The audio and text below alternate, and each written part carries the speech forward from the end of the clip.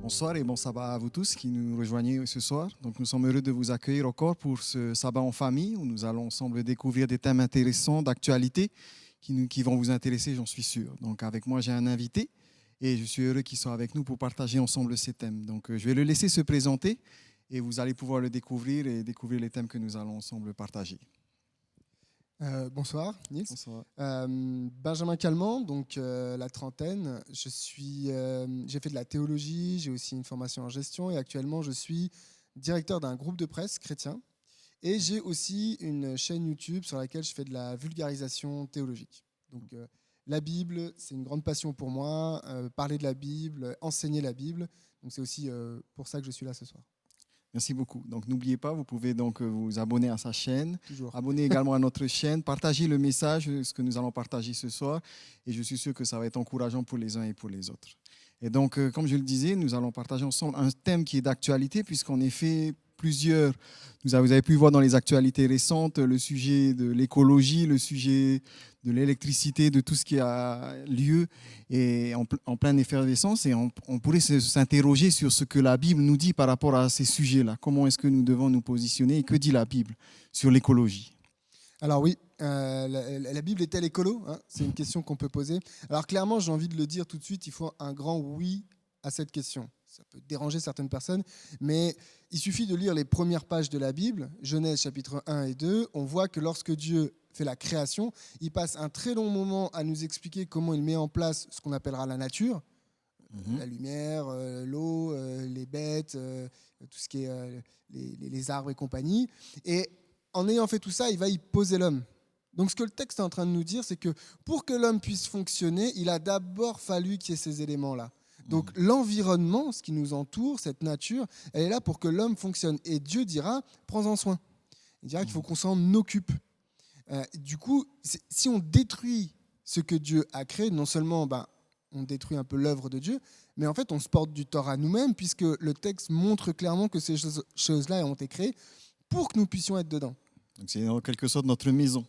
C'est notre maison, hein, notre maison commune, comme a déjà dit plusieurs personnes, dont un ancien président français. Ouais. Donc, clairement, on voit bien que la Bible va dans ce même sens en disant, voilà, j'ai fait l'homme, mais je n'ai pas fait que l'homme. Je l'ai mis dans un environnement, donc j'ai pensé cet environnement pour que l'homme puisse être bien dedans. D'ailleurs, c'est intéressant de voir qu'au moment de la chute, donc le chapitre 3, tout de suite après, oui. C'est quoi la malédiction qu'on donne à Adam ?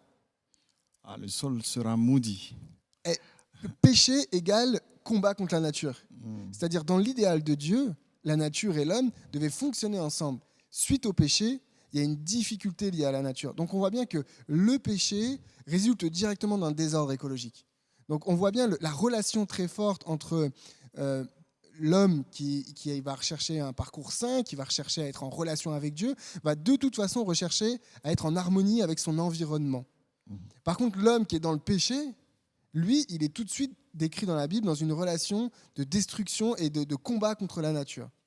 Donc clairement, la Bible a cette préoccupation et ce même discours qu'on peut partager avec les mouvements écologiques en disant oui, on doit, pas on peut, hein, on doit prendre soin de notre environnement. D'ailleurs, c'est intéressant de voir que Dieu, par exemple, c'est un texte que je voudrais lire dans 2 Chroniques, chapitre 36 et le verset 21. C'est la toute fin du livre des Chroniques.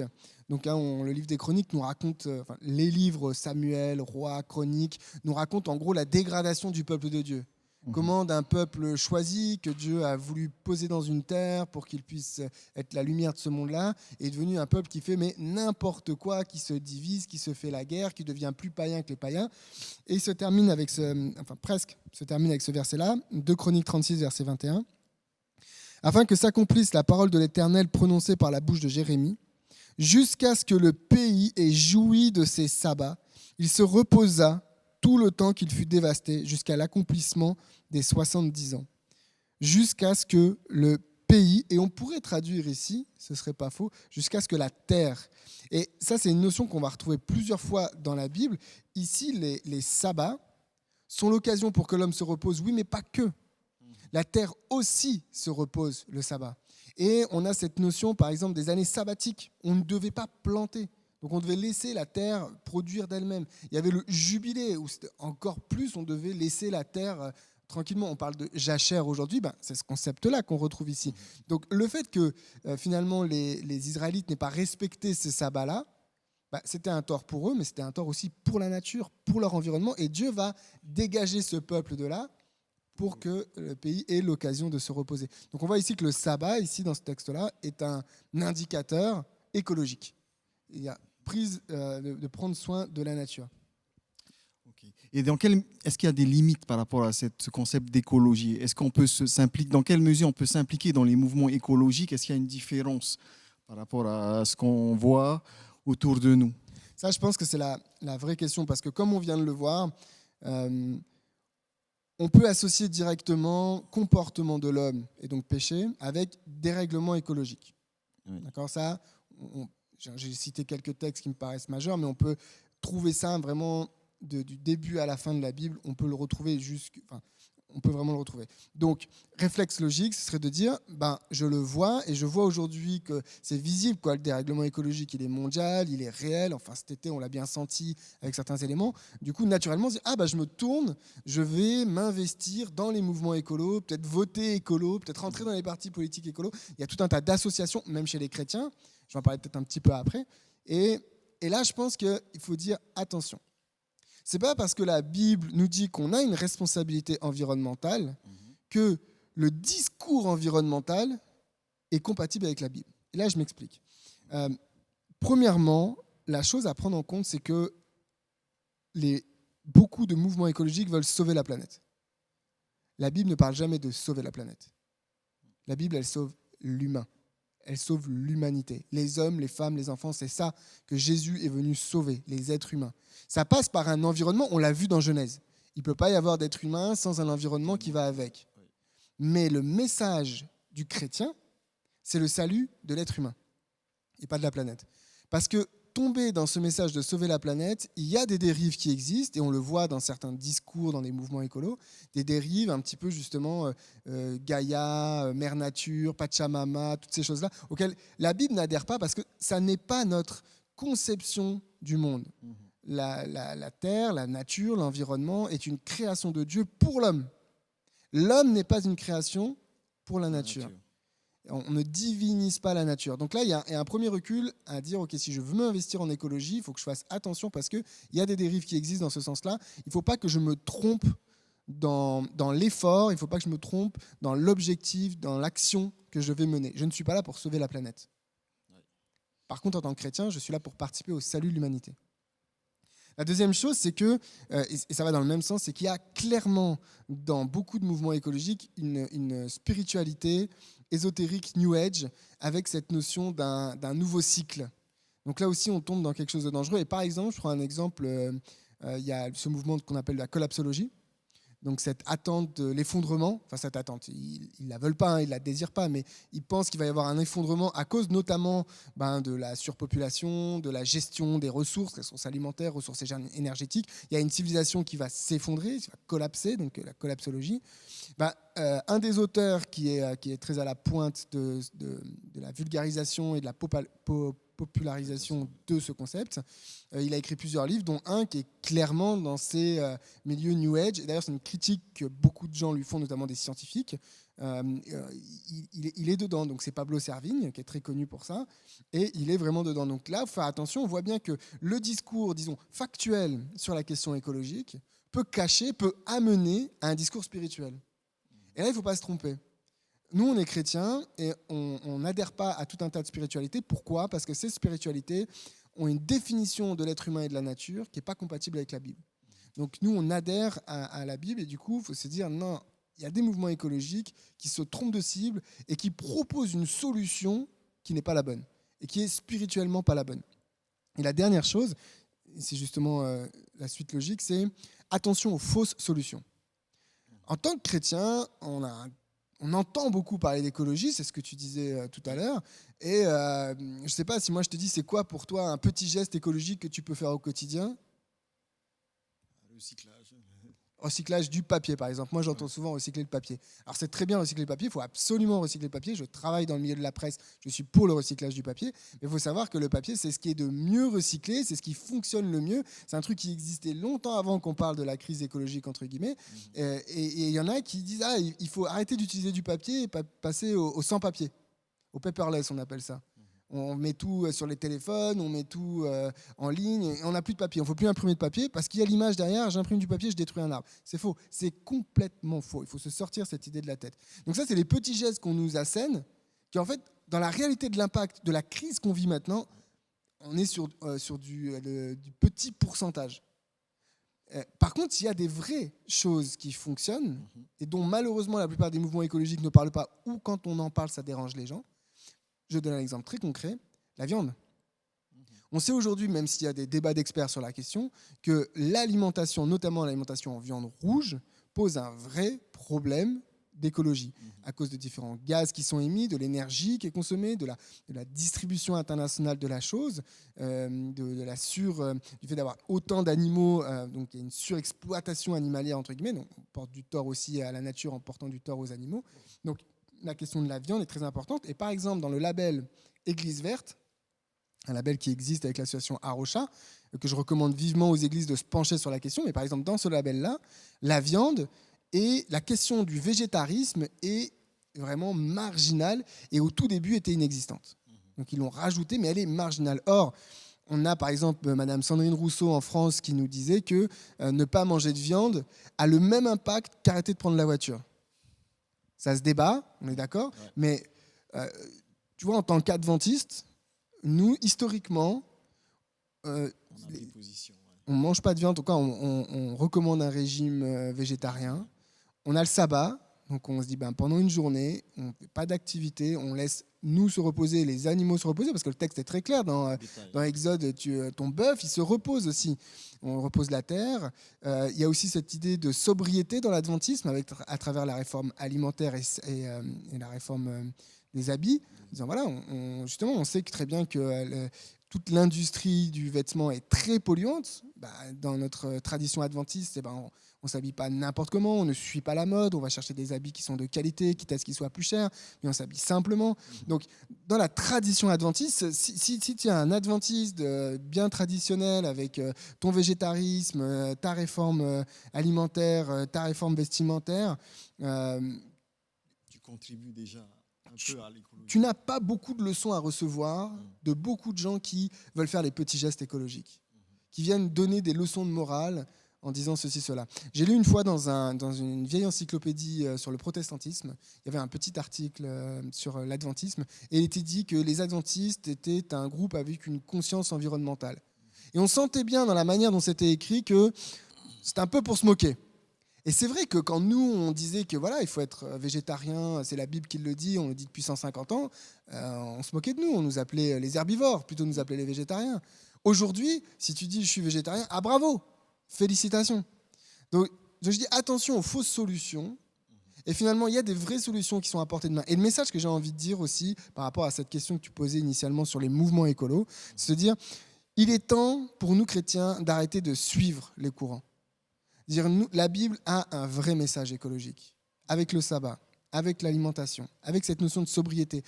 Quand Jésus dit « Mon royaume n'est pas de ce monde, je n'ai pas une pierre où poser ma tête », il est en train de dire, quand Pierre nous dit qu'on est en exil sur cette terre, il est en train de dire on n'est pas là pour chercher notre confort à nous, un confort personnel, un confort propre. On a un mode de vie, la Bible nous décrit un mode de vie qui est pleinement en accord avec les enjeux écologiques.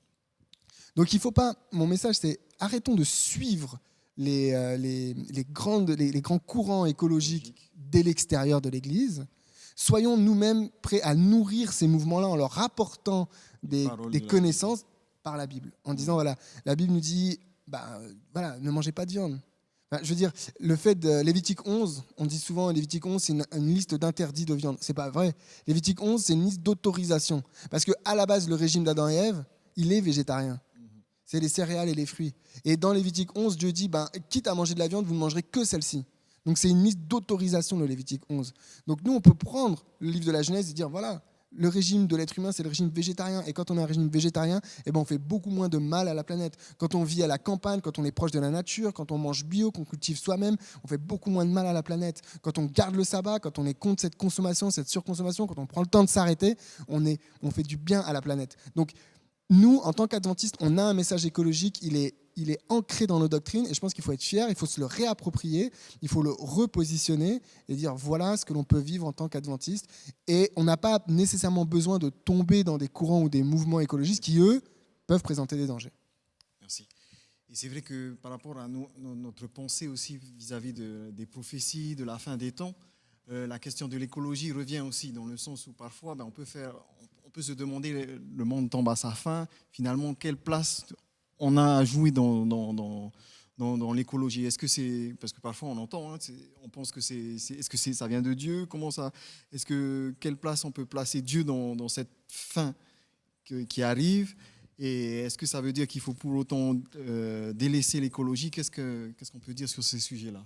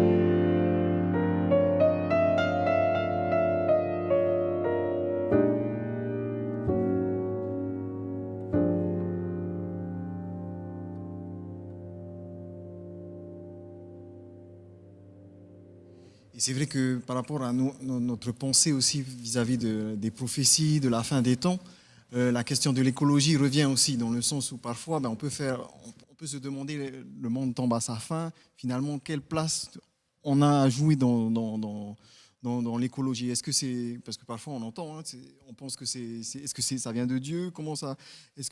Quelle place on peut placer Dieu dans cette fin qui arrive? Et est-ce que ça veut dire qu'il faut pour autant délaisser l'écologie? Qu'est-ce qu'on peut dire sur ces sujets-là par rapport à la prophétie? Ouais, c'est une très bonne question. Il y a deux manières de voir cette question. Elle a deux pendants. La première, c'est est-ce que le dérèglement écologique fait partie des signes des temps de la fin? Est-ce que toutes les catastrophes que l'on voit, le réchauffement climatique, les incendies et compagnie, est-ce que ça veut dire que la fin est proche? Ça, c'est la première manière de voir. Et la deuxième manière de voir, que j'entends beaucoup aussi sur les réseaux, c'est est-ce que les mouvements écologiques vont amener à la dictature finale? D'un côté, est-ce que ça fait partie d'un plan de Dieu ou de l'autre, c'est un plan extérieur de l'homme? Donc, exactement. Et quelque part, les deux ont besoin d'une réponse, donc je vais y répondre aux deux. Ouais. Mais voilà, nous, adventistes, on parle souvent de la loi du dimanche, et on voit aujourd'hui certaines associations, notamment chez les jeunes, qui demandent des mesures drastiques. Tu parlais de ça en introduction. Voilà, à Lausanne, il y a quelques jours, sur la route de Lausanne, il y a des jeunes qui ont bloqué l'autoroute. Ça a fait des embouteillages de Genève à Lausanne sur toute l'autoroute. Tout le monde était bloqué. Donc c'est des mesures très drastiques, très violentes, entre guillemets. Enfin, pas violence dans la violence physique, mais de se dire, c'est pas juste des gens qui manifestent dans une rue, ils interviennent. Et du coup, il y en a qui disent, voilà, ça va amener, voilà, on sent une obligation, un truc qui vient top-down, du haut, pour imposer aux gens. Mais ça, c'est la loi du dimanche, quoi, qui arrive, la dictature. Donc voilà, les deux pendants. Donc, pour répondre à la première question, est-ce que le dérèglement écologique, le dérèglement climatique fait partie des signes des fins des temps? Alors, j'ai envie de dire oui, mais non. Oui, parce que c'est quand même intéressant de noter que dans l'Apocalypse particulièrement, le vocabulaire qui est lié au dérèglement climatique est utilisé pour parler des événements de la fin. On a un exemple, par exemple, dans l'Apocalypse chapitre 7, où on nous parle le chapitre où on parle des 144 000, de la grande foule, donc des choses de la fin, quoi. Et on nous parle des 4 anges qui retiennent les 4 vents. Et ces 4 anges et 4 vents doivent souffler sur les arbres, sur l'herbe des champs, sur la nature, etc. Donc on voit que la destruction des choses de la nature, la destruction de l'environnement, sert à parler des événements de la fin qui vont être terribles et catastrophiques et tout ça. Et ça, on le retrouve beaucoup. On a par exemple ce grand verset qui est très souvent cité dans Apocalypse chapitre 11 au verset 18 où il est dit « Il est venu le temps de détruire ceux qui détruisent la terre ». Ça, c'est le grand verset des écolos, des écolos chrétiens. Il est venu le temps de détruire ceux qui détruisent la terre. Donc on voit que ce vocabulaire-là, cette imagerie, elle est utilisée. Particulièrement, on le retrouve dans les 7 plaies. Chacune de ces plaies, pas chacune, mais la plupart de ces plaies tombent sur un élément de la nature. Et on voit que quand la plaie tombe sur cet élément dysfonctionne. Ça tombe sur le soleil, d'un coup c'est tout noir, ça tombe sur la mer, il y a du sang, il y a toutes ces histoires-là. Alors les 7 plaies ont été interprétées dans les milieux adventistes comme toutes proches du retour de Jésus. C'est vraiment les dernières choses qui arrivent avant le retour de Jésus. Donc oui, quelque part, le dérèglement climatique, ou en tout cas l'imaginaire ou l'imagerie du dérèglement climatique, fait partie du discours eschatologique, du discours de la fin des temps. Mais en même temps, si on regarde un petit peu tous ces textes-là et l'ensemble de la Bible, ce qu'on se rend compte, c'est que tout ce qui est lié au dérèglement climatique est plus une conséquence qu'un signe, quelque chose d'envoyé de Dieu. Tu disais ça tout à l'heure. Est-ce que c'est Dieu qui l'envoie ? Voilà. En fait, il y a une... Comme tu disais dans Genèse, le sol a été maudit, c'était lié au péché. Exactement. Donc c'est un peu pareil. Là, ici, c'est pas forcément Dieu qui a voulu, mais il y a eu des conséquences. À la fin, il y aura des conséquences également au péché qu'on voit autour de nous. Exactement, il y a une logique dans la Bible en fait. Cette logique dans la Bible, c'est de dire que plus on s'éloigne de Dieu, plus ça va mal. Ouais. Plus l'homme s'éloigne de Dieu, plus ça va mal. Et du fait, c'est logique en fait de se dire, d'un point de vue de l'environnement, l'homme s'éloignant de Dieu prend des mauvaises décisions. Et on le voit avec la manière dont on vit aujourd'hui, l'industrie que l'on a développée, tous les gaz qu'on a rejetés dans l'atmosphère. C'est logique en fait. Donc, en fait, en tant que chrétien, et particulièrement chrétien attentif à la fin des temps, on doit dire oui, c'est logique qu'à la fin des temps, tout se dérègle, parce qu'on s'approche d'un moment où plus personne n'en peut plus, quoi. La création n'en peut plus. C'est Paul qui dit ça dans Romains, la création n'en peut plus. Elle souffre. Exactement, elle souffre. On parle des douleurs de l'enfantement. Enfin, et donc, c'est normal que plus on s'approche de la fin, plus on va voir des dérèglements. On pourrait dire par exemple que la pandémie qu'on a vécue était un de ces dérèglements, les guerres que l'on peut voir, les choses se dérèglent au fur et à mesure qu'on avance. Mais finalement, on ne peut pas dire que tel dérèglement, c'est le signe. Ça, on ne peut pas arriver à le dire. Donc oui, le vocabulaire, il est clairement lié à ça, mais il ne faut pas oublier que le dérèglement climatique dans la Bible est une conséquence. Un exemple que j'aime bien, c'est celui d'Élie. Élie, avec cette sécheresse qui va avoir lieu, parce que le peuple était devenu mais n'importe quoi. Il a fallu un temps très dur de sécheresse et donc de famine pour qu'à un moment donné, Dieu puisse se révéler à travers Élie et faire savoir qu'il est le Dieu. Parce que quand il y a cette histoire avec les prêtres qui n'arrivent pas à faire tomber le feu sur le sacrifice, puis que Élie, en un mot presque, ça tombe, et après il doit prier, et puis après c'est un déluge quoi, qui tombe. Donc on voit que cette notion de dérèglement climatique, elle fait partie effectivement de ce combat entre le bien et le mal, mais elle est toujours présentée, en tout cas je le vois toujours comme une conséquence des choses à venir et pas comme un signe spécifique que l'on peut observer. Donc je connais des personnes qui comptent le nombre de tremblements de terre pour dire voilà, on est proche de la fin. Mais peut-être que pendant 100 ans, il va y avoir encore plus de tremblements de terre parce qu'à chaque fois, ça va être, et puis la terre ne s'arrêtera jamais de tomber, j'en sais rien. Mais oui, ça fait partie, mais on ne peut pas le mesurer. C'est un peu ça. Par contre, c'est la norme. On sait qu'on avance tranquillement vers un dérèglement. Et de voir, je trouve amusant, entre guillemets, ce n'est pas le bon mot, mais amusant de voir les hommes qui essayent de mettre en place des solutions. On va voir cet hiver, comment on va passer l'hiver. Mettre en place des solutions pour finalement essayer de réparer leurs propres bêtises, leurs propres erreurs, essayer de se battre contre plus fort qu'eux, la nature. On a fait croire que l'énergie était illimitée, on a fait croire qu'on pouvait construire des maisons avec 3 fours, 2 micro-ondes, 4 télés, des ordinateurs branchés partout, et que ça n'allait pas poser de problème et qu'on aurait toujours de l'électricité. Et puis là, d'un coup, il y a un petit problème un peu vers l'Est, il y a un problème un peu machin, il y a une pandémie, il n'y a plus rien qui fonctionne. Donc on voit finalement la fragilité du système humain face à ce que Dieu a construit. Et pour moi, c'est ça, c'est plus l'écologie, plus il y a un désordre écologique, plus nous, chrétiens, on peut dire, ça donne du sens à ce que la Bible nous dit jusqu'à maintenant, que quand l'homme s'éloigne de Dieu, décide de faire sans respecter les règles de Dieu, ça part en cacahuète. Maintenant, ayant dit ça, je réponds à la deuxième partie de la question. La solution, est-ce que c'est auprès des hommes, auprès des mouvements écologues, qu'on peut finalement résoudre le problème, c'est ça là. c'est ce que je disais dans la question précédente, c'était que les mouvements écologistes veulent sauver la planète. La planète n'est pas sauvable. L'homme est sauvable. Et tant qu'on ne sauve pas l'homme, on ne sauvera pas la planète parce que Dieu a fait la planète pour l'homme. Donc le problème, c'est de sauver l'homme. Donc la question maintenant, c'est de savoir, comme on l'entend beaucoup, est-ce que les mouvements écolos qui deviennent de plus en plus radicaux, est-ce que ces mouvements-là, justement, sont en fait l'élément qui va mener à la loi du dimanche, à la dictature et tout ça?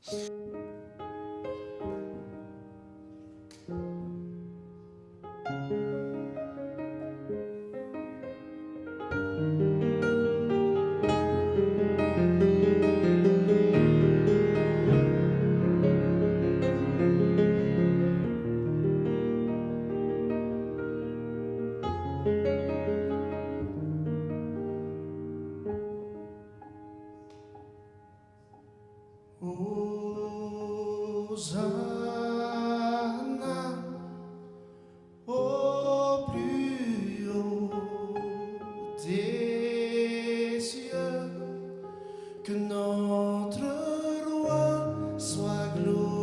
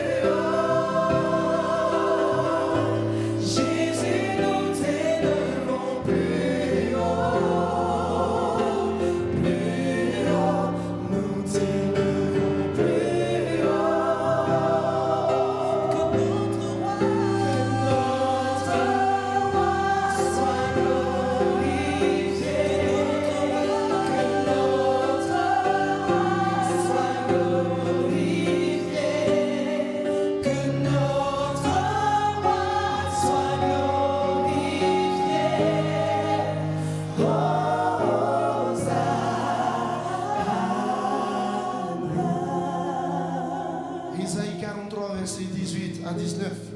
Voici ce que dit le Seigneur. Ne vous rappelez pas le passé et ne considérez plus ce qui est ancien. Je fais du nouveau dès maintenant. Oui, le Seigneur promet qu'il fait du nouveau maintenant.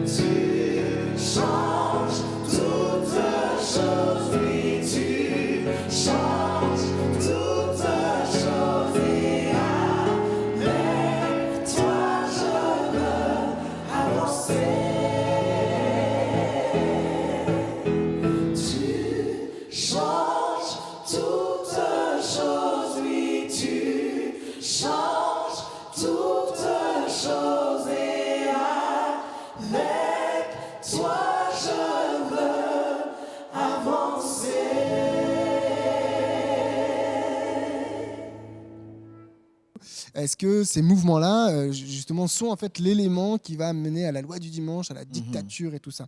Pour moi, la réponse, elle est clairement non, parce que si on lit Apocalypse 13, qui nous parle de ces éléments-là, loi du dimanche et compagnie, on voit que le focus, il est fait sur l'image de la bête. Or, on nous dit que l'image de la bête, le contexte de l'image de la bête, le contexte narratif de l'image de la bête, c'est la guérison de la bête. Et que cette image de la bête plus guérison de la bête arrive grâce aux habitants de la terre. Et tout ça, c'est un contexte religieux. Quand on lit Apocalypse 13, exactement, c'est un contexte d'adoration, c'est un contexte de fausse adoration, parce qu'on nous dit que cette bête ressemble à un agneau. Et alors l'agneau dans l'Apocalypse, c'est qu'une seule personne, c'est Jésus-Christ. Et on nous dit tout de suite qu'elle parle comme un dragon. Alors le dragon, c'est Satan. Donc on voit c'est clairement une contrefaçon de qui est Jésus-Christ. C'est pour ça que les adventistes ont toujours interprété un mouvement religieux chrétien qui, à la fin des temps, voudra prendre le pouvoir. Donc on parle de nationalisme chrétien. Et en prenant le pouvoir, va imposer des lois qui vont mener à la persécution de ceux qui refusent ce pouvoir-là, qui sont les fidèles de Dieu. Donc Apocalypse 13, ça ne rentre pas en compte cette idée d'un mouvement écolo de surcroît, comme je disais tout à l'heure, beaucoup plus orienté vers des questions New Age, spirit, ésotérique et tout ça. On voit plutôt un mouvement type nationalisme chrétien. Par contre, Ellen White, elle nous dit qu'à la fin, il y aura effectivement une crise écologique. On l'a dit, c'est normal, c'est l'ordre des choses. Il y a un dérèglement qui arrive. On sait que ça va arriver. Ça arrive, on pourrait dire ça arrive. Peut-être qu'on aura pire plus tard. Elle dit, mais ça va servir de prétexte justement à ces nationalistes chrétiens pour persécuter. Parce qu'ils vont dire quoi? Ils vont dire, voilà, nous on a pris le pouvoir, on est un ordre religieux. En ayant pris le pouvoir, on a mis la nation sous l'égide de Dieu, en tout cas c'est ce qu'ils prétendent. Et les catastrophes vont quand même venir. Il faut trouver un coupable. Exactement. Il y en a bien un qui pose problème, c'est ceux-là qui ne font pas comme nous. C'est ce que je dis souvent à des gens quand on parle de liberté religieuse qui s'indignent qu'on va enlever Dieu de la Constitution. Je dis, quand l'Église est associée à l'État, ce n'est jamais ton Église. Tu n'es jamais assez bien pour cette Église-là pour rentrer dans les clous. Un jour, ils vont te tomber dessus parce que tu n'es pas comme eux. Et ça, c'est une réalité. L'histoire nous l'a montré pendant presque 2000 ans. Il faut s'en souvenir. La séparation de l'Église et de l'État, c'est quelque chose de très important. S'il y a des courants nationalistes chrétiens qui prennent le pouvoir, notamment aux États-Unis, parce qu'on le voit en ce moment, ce que je dis là, c'est pas juste écrit dans un livre d'Ellen White il y a un siècle. Ça se déroule. C'est en train, en ce moment, dans les midterms, il y a des gens qui sont anti-écologie et qui veulent mettre fin à la séparation de l'Église et de l'État. Donc c'est intéressant de voir que les mouvements qui ressemblent le plus à ce que Apocalypse 13 et Ellen White nous dit qui va arriver à la fin sont des mouvements anti-écologiques. Et en fait, c'est logique. Parce que si on reprend le scénario tel qu'on le croit traditionnellement dans les adventistes et qui se base sur Apocalypse 13, 14, un peu Apocalypse 17 aussi, on nous dit qu'en gros, il y a un christianisme nationaliste qui vont prendre le pouvoir aux USA d'une manière ou d'une autre. Finalement, ces gens-là, ils vont prendre des décisions. Or, c'est des décisions qui ne respectent pas la loi de Dieu. Puisque nous, c'est ce qu'on croit, c'est qu'ils sont à côté de la loi de Dieu. Donc, ils vont prendre des décisions qui ne respectent pas la loi de Dieu, comme on a dit tout à l'heure, la question du sabbat, la question de l'alimentation, la question de la sobriété. Donc, le désordre écologique va s'accélérer. Le désordre écologique s'accélérant, finalement, il va y avoir cette crise écologique très forte et il va y avoir une réponse religieuse à la crise écologique et pas une réponse scientifique et pas une réponse politique ou pragmatique, une réponse religieuse, ce que tu disais tout à l'heure, qui sont ces étrangers qui nous empêchent de vivre notre foi tranquillement. Et dans Jean, chapitre 16, verset 2, il est clairement dit, il viendra un temps où on vous fera mourir et on considérera ça comme un culte rendu à Dieu. Jean 16, verset 2. Et je pense que c'est exactement ça, c'est-à-dire des gens qui sont pleinement convaincus qu'ils ont été institués par Dieu et qui ont pris le pouvoir dans un pays très puissant, comme ça peut être le cas pour les États-Unis, et qui sont convaincus qu'ils sont vraiment dans le droit chemin. Et après, Apocalypse 13 nous parle de miracles qui vont avoir lieu. Donc ces gens vont pouvoir avoir un soutien spirituel visible pour dire oui, on est dans le bon droit chemin. Et quand ils vont voir des gens en face qui ne respectent pas les lois religieuses qu'ils ont édictées et qu'associés à cela, on voit des désastres écologiques, eh ben, ils vont dire... comme a dit Anne ou Caïf, je ne sais plus lequel, vaut mieux qu'un homme meure plutôt que la nation soit perdue. Et ils vont avoir cette attitude-là. Donc, on peut comprendre leur raisonnement, mais moi, je vois une logique là-dedans. Donc, je ne m'inquiète pas trop des mouvements écologiques. Les mouvements écologiques m'inquiètent dans leur spiritualité. Ils peuvent détourner des croyants fidèles de la foi biblique parce que ils vont jouer justement sur cette peur de l'urgence du maintenant et ils vont mettre un focus sur la mauvaise chose, la planète, sauver la planète. Non, nous on sauve l'être humain, c'est l'être humain qu'il faut sauver. Donc c'est là où je vois le danger des mouvements écologiques. De là à ce qu'ils prennent le pouvoir et qu'ils mettent en place une loi du dimanche, je ne le vois pas dans l'Apocalypse 13, je ne le vois pas dans la tragédie des siècles. Par contre, je vois d'autres choses qui se passent en ce moment et c'est plutôt les mouvements anti-écolos qui sont en train de prendre le pouvoir. Du coup, mon message, c'est de dire, nous, en tant qu'adventistes, déjà, contentons-nous d'être bien dans notre adventisme, d'être fiers des croyances que l'on porte depuis 150 ans qui ont un impact positif sur la planète. Et donc on doit aller puiser dans notre histoire et dans les textes bibliques de notre histoire, de dire ça, c'est les textes bibliques aujourd'hui, ils sont forts pour la planète. Et vivons ça déjà à fond. Vivons ça en communauté. Parlons-en en communauté. Transmettons ça à nos enfants. Expliquons-leur pourquoi on est végétarien, pourquoi on s'abstient de l'alcool, pourquoi on garde le sabbat. Et donnons une couleur écologique à ces doctrines-là parce qu'elles le sont fondamentalement dans la Bible. Déjà, faisons ça. Et ne nous laissons pas ni écraser, ni insulter, ni détourner par des mouvements qui veulent nous faire croire qu'ils ont mieux compris que la Bible l'écologie. En même temps, attention à ne pas se laisser entraîner par les mouvements contraires à l'écologie qui veulent faire croire qu'il n'y a pas de dérèglement climatique, que tout ça c'est rien, c'est faux, c'est tout, et puis qu'on va nous amener une dictature, alors que la Bible nous dit non, la dictature va venir de l'autre côté. D'un point de vue religieux et pas d'un point de vue... Enfin, d'un point de vue chrétien religieux, je précise, parce que, comme j'ai dit, dans les mouvements écologiques, il y a du religieux. Voilà, c'est mon message de dire, la Bible a un discours écologique. Il faut en être fier. La fin des temps, va y avoir un désordre écologique, c'est normal, c'est attendu. Normal, c'est pas normal pour nous, mais c'est attendu. Donc ne nous laissons pas détourner ni par un courant, ni par l'autre, mais restons fermement ancrés dans la parole de Dieu et n'ayons pas à rougir de notre tradition. Approchons-nous de Dieu, de sa parole, de ce que nous avons reçu. Soyons convaincus qu'à travers tout ce que nous avons déjà, nous pouvons être des gens écolos et par rapport à l'écologie, donc respecter et puis vivre cela dans nos foyers. Eh bien, bon sabbat à tous. Et je suis sûr qu'on va pouvoir vivre cela et puis partager ce message tout autour de vous pour qu'on puisse être fiers de ce à quoi nous croyons, ce sur quoi nous nous basons, sur la Bible. Et bon sabbat à tous.